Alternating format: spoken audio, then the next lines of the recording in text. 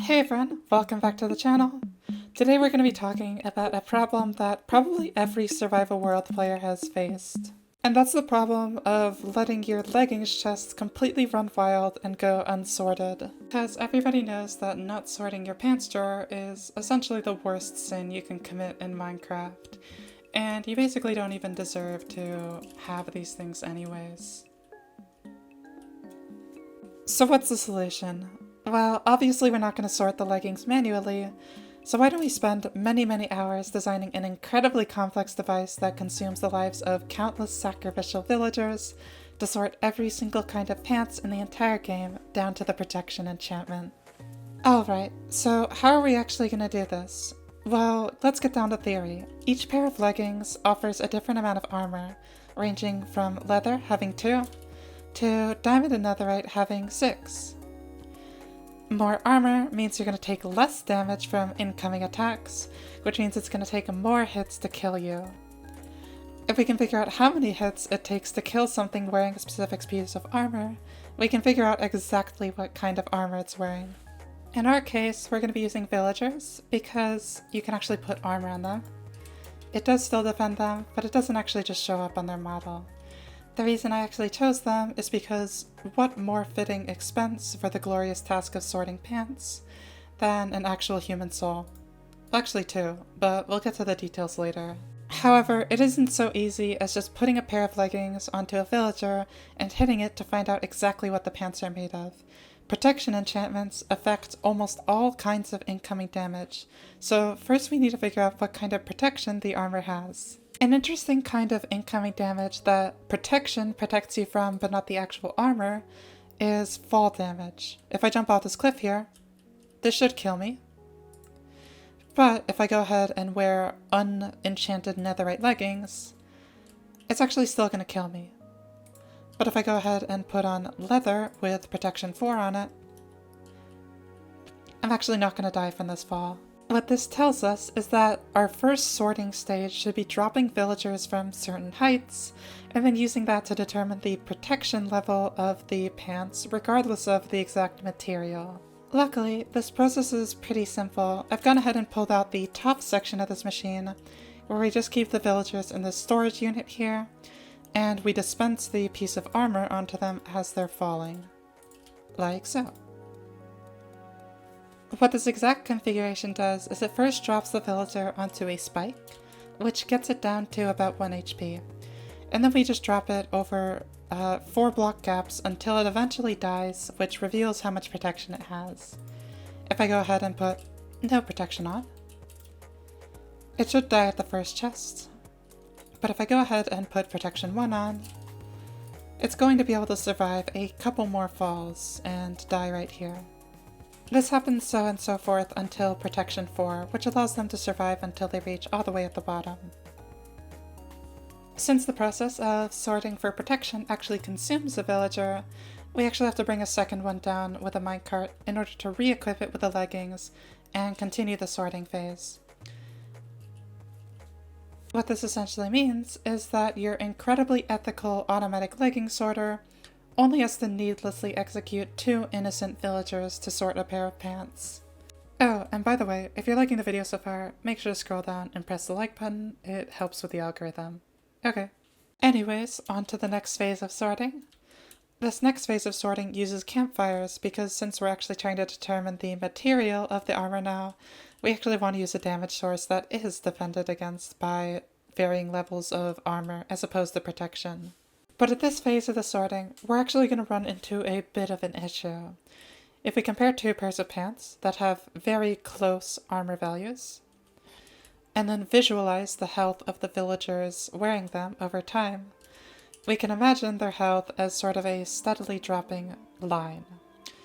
As you can see, the chainmail villager reaches 0 much later because it has a less steep slope, and dies later. That's because it receives less damage from each tick of campfire damage. Now, here's where the problem comes from.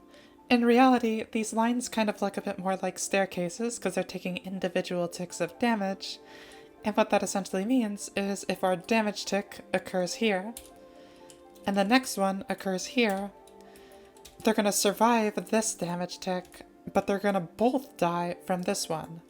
Since the distance between the two is actually so small that they actually both die from the same damage tick, we're not gonna be able to differentiate what armor they're wearing.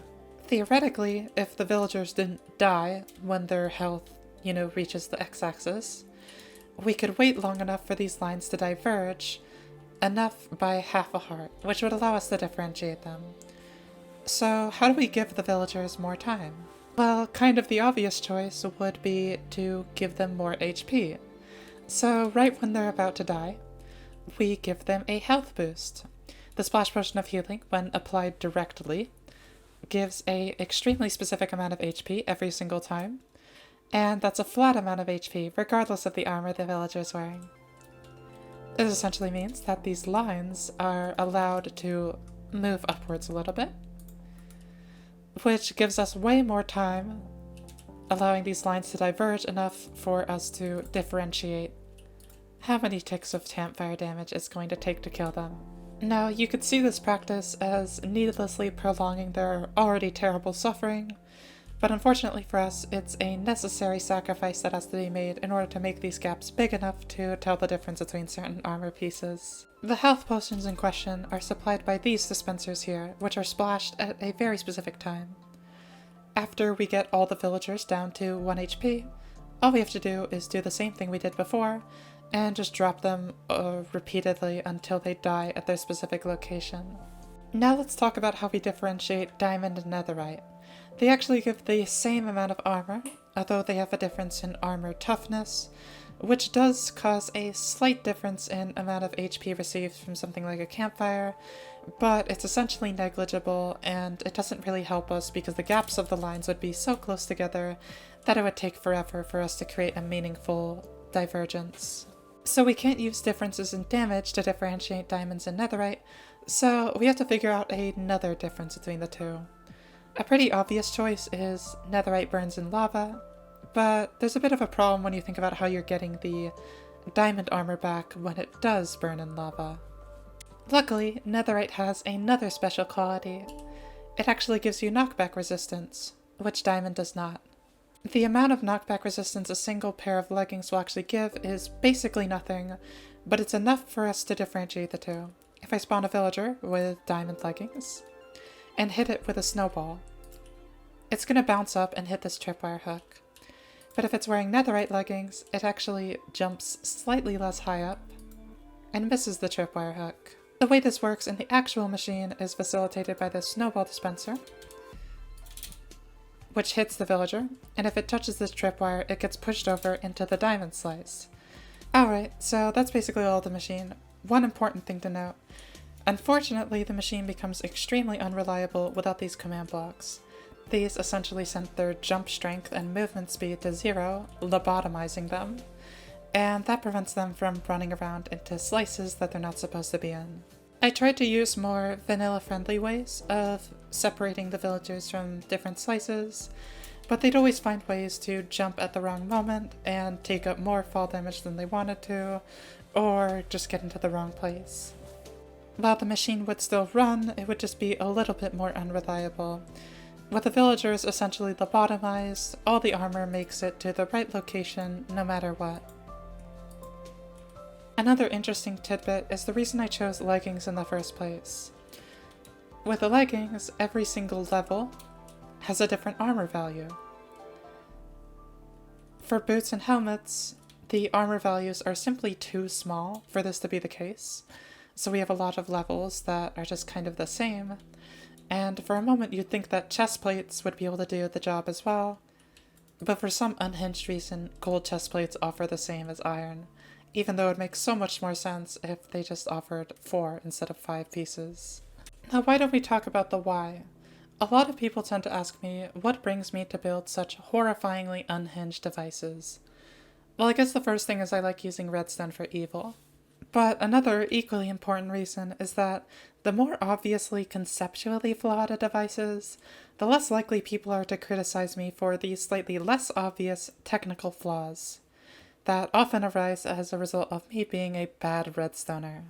Basically, it's impossible to fail when, in everybody's eyes, you've already failed at the first step of coming up with the idea.